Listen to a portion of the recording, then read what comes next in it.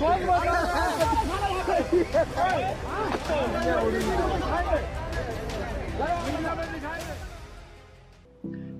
मैं वात्सल्य और आप देख रहे हैं स्वधर्म।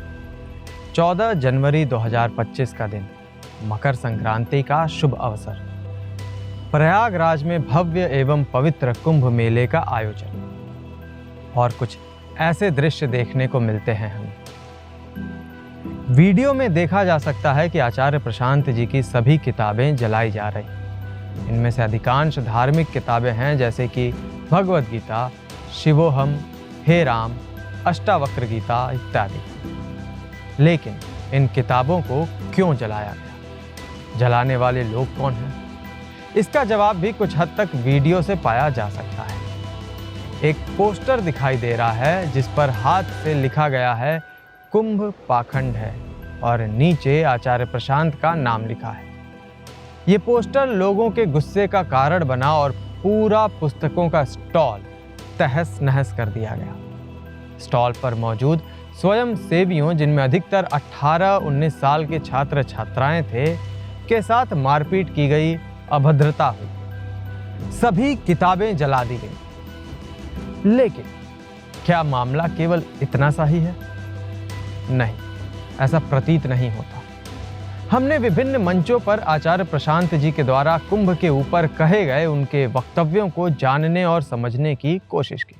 जो अपनी किसी भी झूठी पहचान और उससे उठती कामना पर रुक गया, वो मौत में ही फंसा रहेगा। यह है कुंभ की कहानी का मर्म। अमर हो जाओगे, कुंभ में अमृत है, अमर हो जाओ। उनके लेख भी पढ़े तो फिर वो पोस्टर जिस पर आचार्य प्रशांत जी के नाम के साथ कुंभ पाखंड है लिखा था, कहां से आया?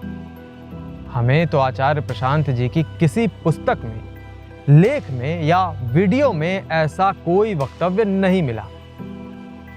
वो पोस्टर कहां से आया, इसके संदर्भ में हमें एक्स यानी ट्विटर पर एक ट्वीट मिला।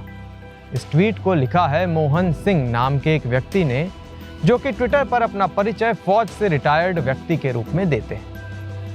आइए इनके ट्वीट का कुछ अंश पढ़ते हैं। महाकुंभ में भी स्टॉल लगाने की तैयारियां चल रही थी। एक देवी जी आईं जिन्हें कोई नहीं जानता था।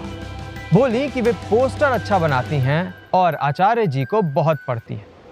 वहां मौजूद स्वयं सेवकों में कोई उन्हें जानता नहीं था, पर देवी जी ने पूरी निष्ठा प्रदर्शित करी और आग्रह करके एक पोस्टर बना दिया।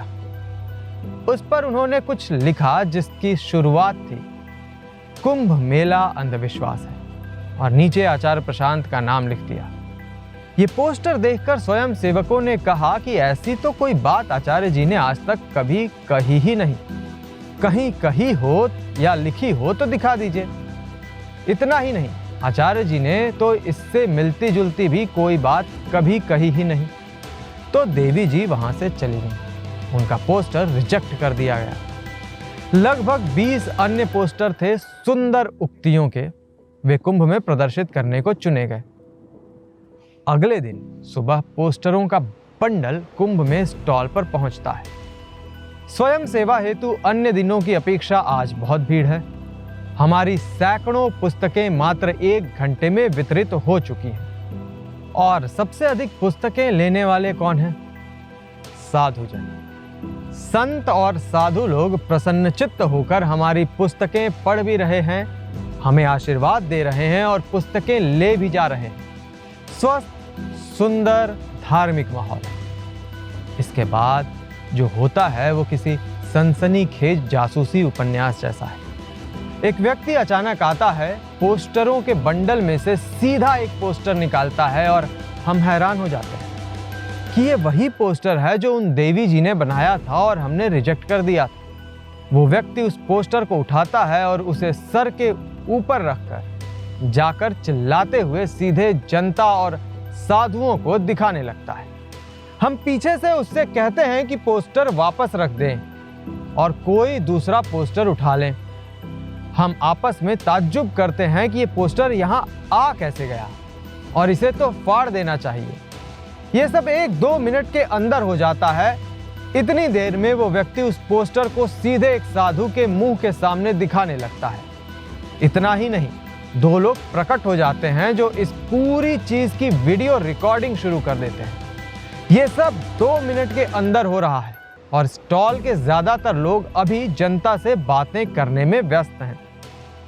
इससे पहले कि हम कुछ समझ पाते, 8-10 लोग कहीं से एक जत्था बनाकर आते हैं और पोस्टर वाले व्यक्ति से वो पोस्टर ले लेते हैं।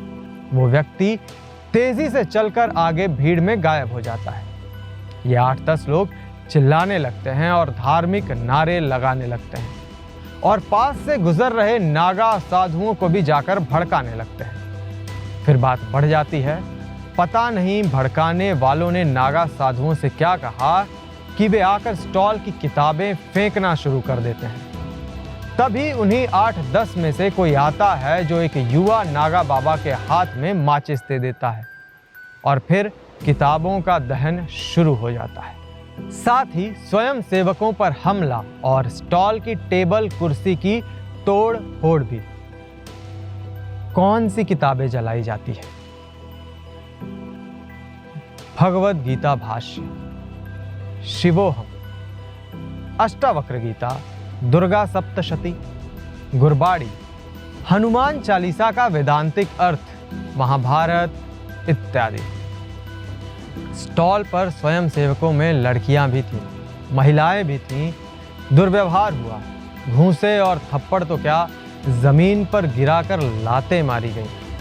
आम जनता में से बहुत लोग थे जो जानते थे कि स्वयं सेवक अच्छा धार्मिक काम कर रहे हैं, तो आम जनता ने बीच बचाव की कोशिश की।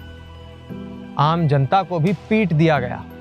स्थिति ये थी कि अगर हमारे पक्ष में साधु भी खड़े हो जाते तो ये लोग शायद साधुओं पर भी प्रहार कर देते। डंडों, टेबल की टांगों का हथियारों की तरह इस्तेमाल हुआ और वही 8-10 लोग और जनता को हमला करने के लिए और भड़का रहे थे।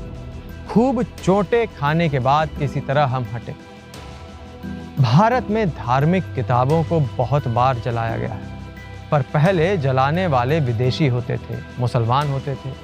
बख्तियार खिलजी ने नालंदा जलाई थी, पर आज जलाने वाले पूरी तैयारी के साथ सनातनी नारे लगाते हुए सनातन धर्म की पवित्र पुस्तकों को जला रहे थे। मेरे जैसे फौजी देश के बाहर के दुश्मनों से तो लड़ लें, पर देश के भीतर के खतरे से कैसे निपटा जाए, ये हमें सीखना बाकी है। तो ये रहा पूरा ट्वीट मोहन सिंह का इस पूरे प्रकरण पर, और हमने भी आपके सामने पूरा मुद्दा खोलकर रख दिया है।